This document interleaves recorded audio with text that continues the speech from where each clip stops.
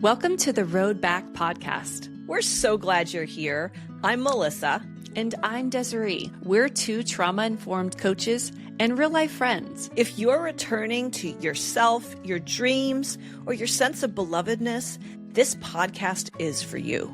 We'll pull from our own stories and hard-earned wisdom to support your journey. So take a breath and remember, you belong exactly as you are.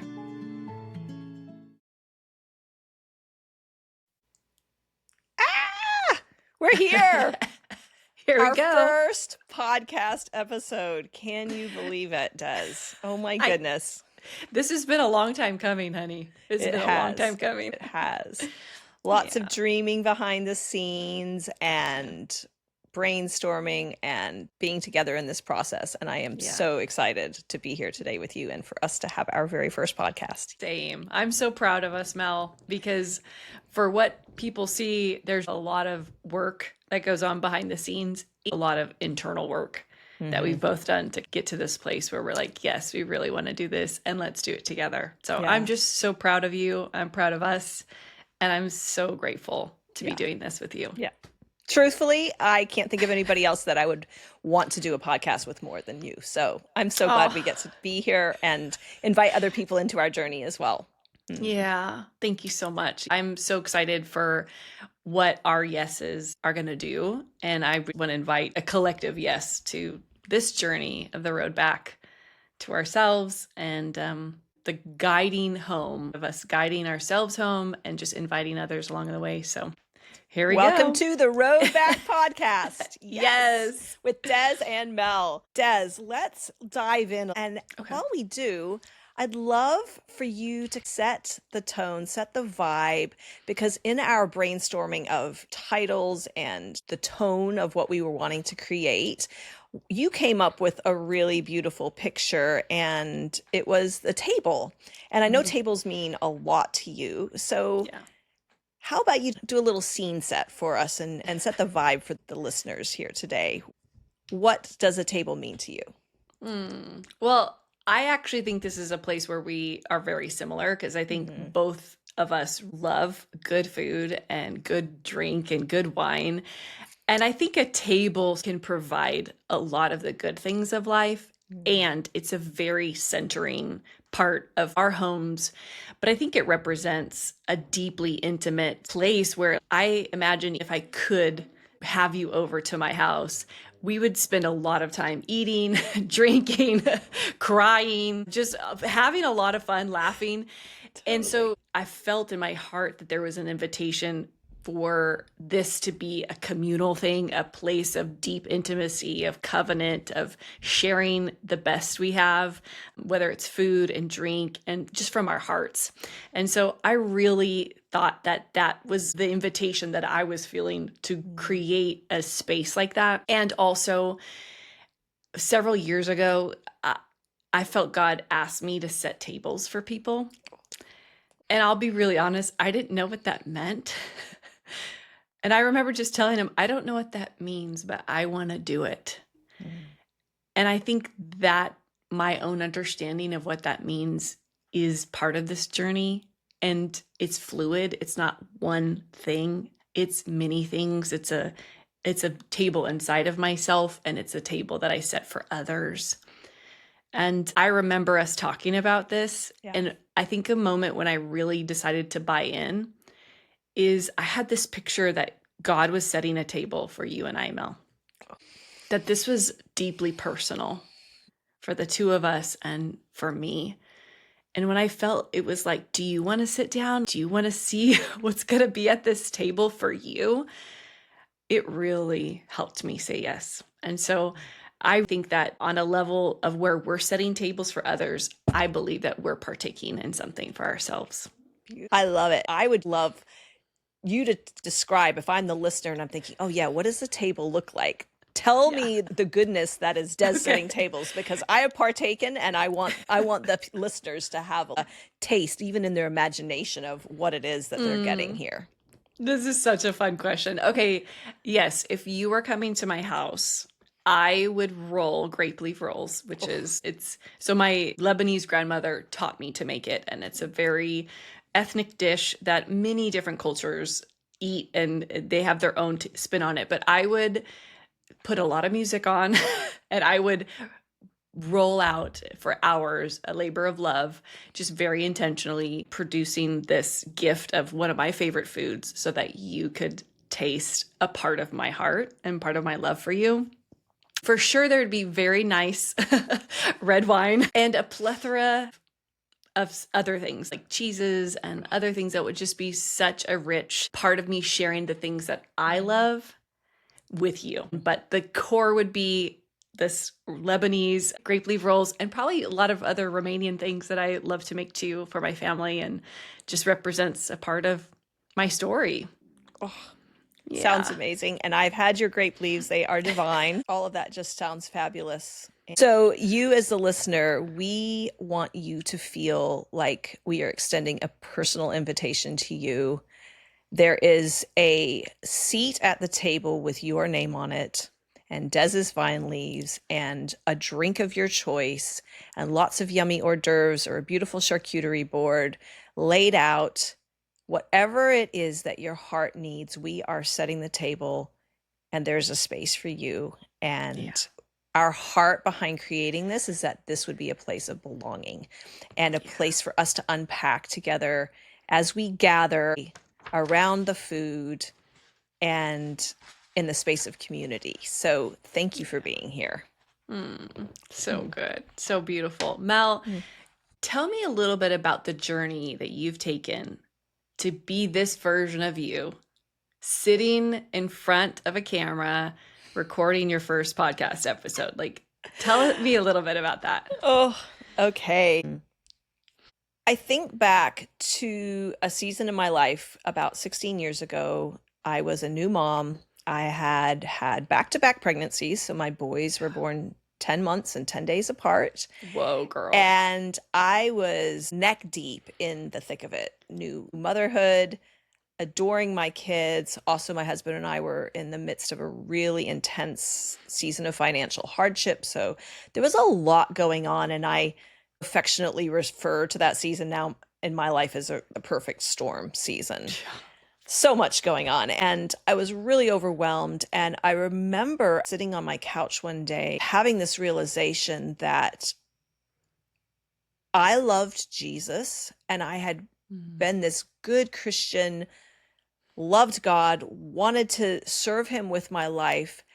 And yet there was so much chaos going on around me and internally within me that I remember thinking I could be headed to a nervous breakdown. And I didn't think this was supposed to happen to good Christians because I felt like I was doing the right things, but yet my internal world was so overwhelmed and so messy.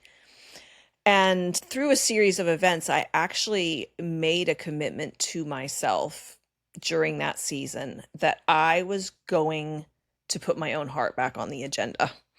And I had to start giving myself permission to care for me because I so wanted to be a good mom and a good wife and a good person. And yet all the tools and the coping mechanisms I'd learned up till that point just weren't working anymore.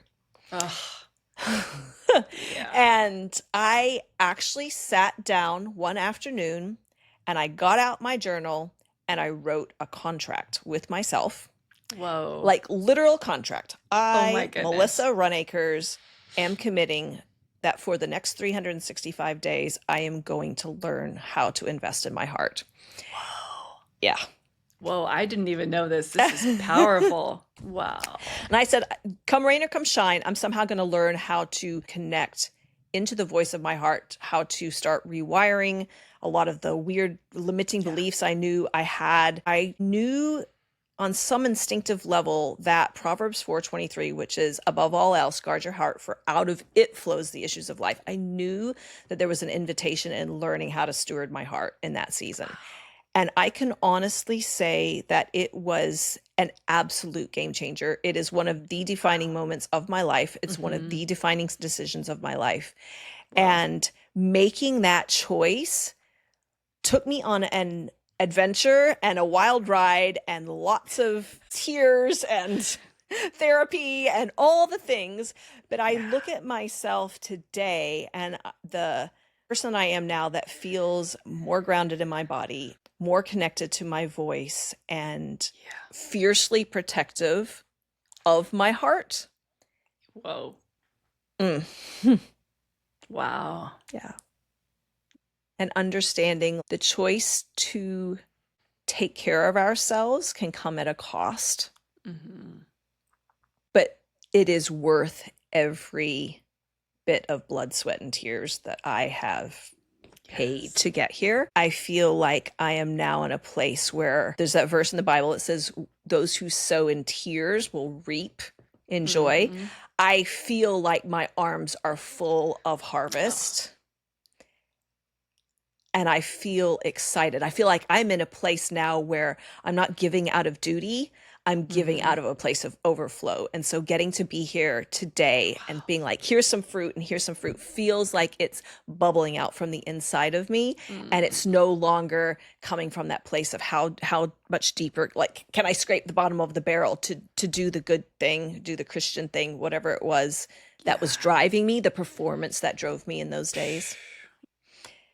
Now there's an effortlessness to what's flowing out. And I want deeply to share this with other people and link arms with them and say, hey, let me help you take some shortcuts because I've taken some long ways and now I have some wisdom to offer. I'm proud of that girl who's here today. I'm proud of the woman that had to make that decision when she thought she was drowning.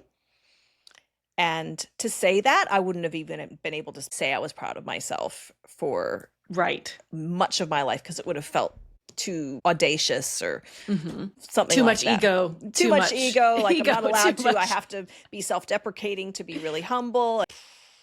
Well, as I'm hearing that, like I think your story is so relatable. But when you talked about that moment, that contract, that deciding moment 16 years ago, I'm sure that you have had many moments in those 16 years where you're choosing over and over and anew and new levels.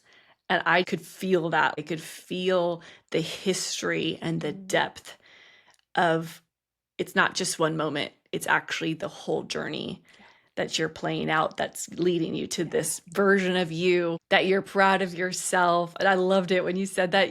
I could see your face. I'm so proud of me. And I was like, oh, what a testament, friend. So powerful. So beautiful. Thank you.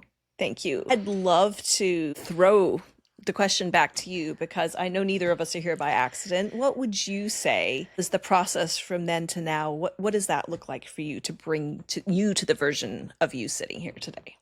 In so many ways, I actually had that nervous system breakdown. So I was like, well, there's that. But before that moment, I deeply wanted to be loved.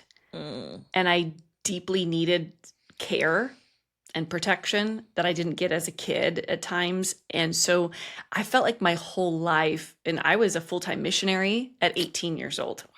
I turned down scholarships in order to follow God and really serve him and other people. And I had a gift, I think, to see people and to be like, you're so valuable. You're so lovable. And the pain of that whole story is even at a young age, I could never see myself. I could never really value and offer love to myself. I was in such a deficit of that personally that this version that you see here today is much more about the balance that I get to be a human too. Wow. That I get to be one of the people that Jesus cares about too, just as much as everybody else. And one of the paths for me is actually learning to see myself in my life and my story. That's very healing for my heart. And so I think that as we're relating a lot of our stories of ministry and service and wanting to do what's right, but then getting to a point where I just completely crashed. There was all the ways I survived. I couldn't do it anymore. And I thank God that happened. It was very messy and very painful.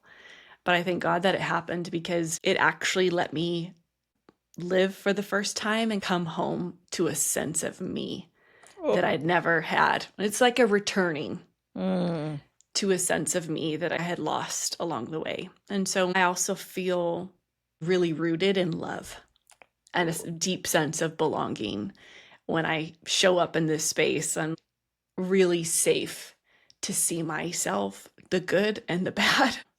And so I'm just offering that there is space for mixed parts of us to belong, and just as we are to belong. Yeah. You are such a beautiful representation of embracing our humanity. I feel like that's something that you really, because you've learned to do it on such a deep level yourself, you create so much safety for people to come as they are. And Thanks. that is a gift that you can't give unless you've walked the path yourself. Yeah. Thanks, Anne. Yeah, it definitely is a contrast. What you're seeing now is a contrast to what was. I think that's what's so remarkable about it. Yeah. And in our heart with this podcast is that it would extend hope to those of you who are listening who are in that messy middle ground right now. Like a lifeline coming out saying, girlfriend, if we can do it, you absolutely can do it. And let us throw you a lifeline in the process. Even if you find yourself where everything's crumbling and falling apart, all those ways that you used to quote unquote hold it together, and those things are not working, I just want you to know that we've been there. And it's okay for things to die so that something new can come in. And it's very radically brave and it's very painful, but there is space for you. Is there something, Mel, that people don't really know about you, you wish people could know about you, that you don't think that they would naturally know? Such a good question, Des. Wish people knew how much my intuition guides me and how much that is something I would want to give the world. If I could help people reconnect to their heart, to that intuitive inner GPS that we're all created with, it drives so much of my life. I don't know that our society values the conversation around how important that inner knowing is that we have. And it's something that I was going to say worked really hard to hone. In some ways, that's true, but it's also in that state of returning to myself and in the healing process and being more in tune with the wisdom of my body, the wisdom of my heart, my spirit, how important that is in my day-to-day decisions. And I think sometimes people might look at some of the practical things that I can do when there's a mystical side of me that I'm not sure is always obvious unless you get to know me a little bit more. Wow. I love that you shared that, because as you were sharing about not having to work on it, but to allow it to be a part of you, I think that you're just leaning back in to the way you are designed and created. Is there anything that you've had to unhook or unlearn about intuition? I just think that sometimes there can be this natural bent of don't trust your heart, or your heart is evil, or women are emotional, or whatever it is. Unhook. I learned, this is maybe a roundabout way of answering the question. I learned early on to rely heavily on my logic because logic was very glorified. I was one of those kind of, I don't know if I was overly studious, but school came easily to me. And so I could memorize facts and I could take tests and those kind of things. So I learned to strengthen my logic muscle over the years. And in some ways, my intuition got pushed to the back burner, especially as life happened and hard things happened. And so I didn't value my intuition for a long time because I didn't know that that was often the way that God was speaking to me. And as somebody growing up in church, I learned the rules. And I think Sometimes those of us who have grown up in religious or somewhat legalistic environments, the performance becomes everything. And learning to drop into my heart again has been a huge process because my intuition got pushed to the back. Whereas bringing it forward again and letting it take center stage is a real guiding force for me. I know that sometimes we can feel scared to do that because it feels risky to not rely on what I know is going to get the job done or make people approve of me. So learning to come back to the innocence of my intuition and the purity of what I think our intuition is initially created to do has been a journey. And I've had to let go of some of the stigma around following your intuition too much. Like, oh, it might lead you astray. We've all seen people who have been a little unhealthy in the way they follow things, and they've called it their heart, or they've called it God, or they've called it their intuition. So it's learning to trust the voice of your heart and the voice of God in your heart. That's such a personal journey. You can't let other people's experiences, even the ways it's been used in not the best way, to dissuade you from the journey that we all have to take. Mel, yes, I'm so glad you shared that, because I think that that's such a powerful point of leaning into intuition. There are things in life that we've either valued more, and I think logic can sound wise. It can sound holy. It can sound spiritual. And I'm not against any of that. I love logic and I love wisdom, but there's this connection, and it seems like an ownership that I'm hearing you talk about that I think is a powerful, deep, needed thing for all humans. It's something that I feel you really embody as well, that connection to your heart, your connection to your intuition. What would you say about that? Throwing that question back at you, what are some things about you that you think I might appear this way to the world, but actually this is some truths about me that the average person wouldn't know? When I thought of this question, one of the first answers was that some people, I may look busy, which I am. I'm doing a lot of things, and I love that about me. But the part that you don't see about me is that I'm actually deeply rooted into a lot of simple things of my life in order to be connected to my intuition. I need a lot of downtime. I don't always get it, but I need to walk. I need to get quiet. I need to move in nature and connect to the earth. And that rhythmic thing helps me. I need that space where I am as connected to this earth as the trees around me, as the soil and my friends, the hummingbirds and the coyotes. And I'm really open to nature, and that helps me connect to me. I need a lot of time in my garden. I just need to pick flowers, and I just stare at bumblebees and chat with hummingbirds and pet cats outside and rock in a rocking chair. I have a very simple, very pared down life where I try to enjoy good wine or taste the food that I'm eating. And I need those spaces. And I've acknowledged that that's okay for me to need those spaces to notice myself and notice what's happening and return to the sense of me that I need in life. That there's nothing outside of me that's going to guide necessarily, but it's the God inside of me that's going to move and invite and speak and show me the rhythms of life that are good for me. So I would say similarly, returning to intuition is like connecting to this mystical part, but in a very practical way of how that would look is, like you said, using a lot of my senses and connecting into nature that helps ground me. The word that I hear when you're talking is the word savor. Wow. I think the way you're describing some of the practices or the day-to-day things that are so important for grounding you, it sounds to me like you've really learned how to savor things in your life. What is that? What does savor mean to you? Is that a word that resonates? Yeah. When you said savor, I heard embodiment. The practical embodiment of savoring looks like being really present in simple moments. And that's been a practice that I've had to learn and return to in order to restore and return to myself. So embodied living is sort of like savoring life living, where I'm present to the goodness of my life whether it be a pretty flower, whether it be a breeze or a bumblebee who's full of pollen. These are the good things of life. Yeah, helps me be really embodied. Mel, if you could go back to a younger version of yourself and you could tell her something about this moment in time or this life that you live now, what would you want to say to her?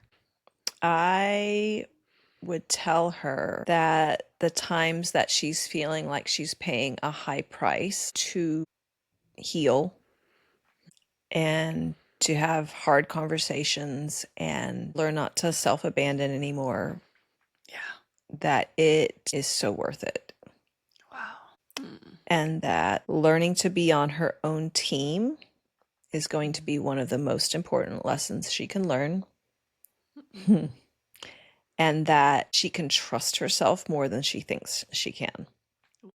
I would tell her that the choice to follow your heart sometimes comes at a high cost, but the choice to not follow your heart is an even higher price. Both paths will cost you something. Yeah. But the path of self-abandonment is never a path that I would want to go down again. I feel a little speechless. It's so powerful. I can feel the depth of what you've come through in order to go back and whisper that to her, to tell her that. And a beautiful moment to feel into that, letting those younger versions of you see this moment now and hear what you've just said to her. And so powerful. Thank you. So beautiful. Thanks, friend. So worthy. Yeah. I'm so glad you did. I'm so glad you chose your team, girl. What would you say to your younger self? There's so much wisdom that you carry. What would you tell her? Oh, yeah. I was tuning to younger versions of me and little Des, younger Des, child Des. I would really want her to know you belong. Oh. And that believing that you're lovable is very anti-shame. Yes. But it will be one of the most important things I wrestle with for the rest of my life. I want to tell you are loved and you're going to let it land. Yes. And it's going to make such a difference. It's going to change everything for you to believe that love is that good. And I would tell teenage, early 20s Des, you can rest.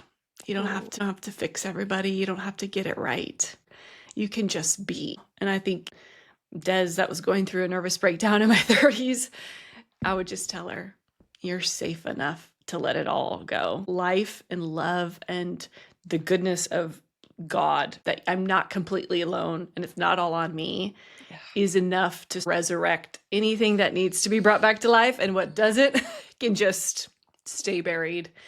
And I think so much of that is what I'm tasting and savoring and embodying now. I think I would really want to tell her those things. That is beautiful. Poignant, tender. The radiant woman I see before me today in you, I feel that similar cost. It's come at a cost for you as well. Yeah. As we wrap this episode up, what is it that you would want to tell our listener for today? Ooh, such a good question. Oh. I would say, if it feels all right, put your hand on your heart, because I want to speak something to your heart. And a lot of it echoes what Des and I have shared in various forms. And it's, you are enough right now, right where you are. Your perfection is not what pleases God. He is already delighted in you right where you are, in the middle of the messy and the glorious parts of your life. You're not too much. You saying yes to yourself is one of the best investments you will ever make. You weren't made to fit the status quo. You were made to challenge it. And it's okay if you dance to the beat of a different drum. Because your authentic expression is absolutely the version of you that we want and we need to see. Yeah, Mel. And in case nobody's told you lately, you are so loved. And your humanity is a beautiful thing. Amen. It's beautiful. If you find yourself in this journey and along this way, I want to say, as someone who's journeying with you, a fellow pilgrim, that there is a way back to your heart. There is peace. There is the connection that you so deeply desire and need. Mm-hmm. It's available. It's real. And so keep going, pilgrim. Keep going. Don't stop. I would love to read a blessing. It's from the book by John O'Donohue, To Bless the Space Between Us. And as we wrap up the first episode of the Road Back podcast, I want to bless you with the ability to come home to yourself. Yeah. May all that is unforgiven in you be released. May your fears yield their deepest tranquilities. May all that is unlived in you blossom into a future graced with love. Yeah. I thank you for being with us. It's an honor. Yeah. Can't wait to journey this path with you some more.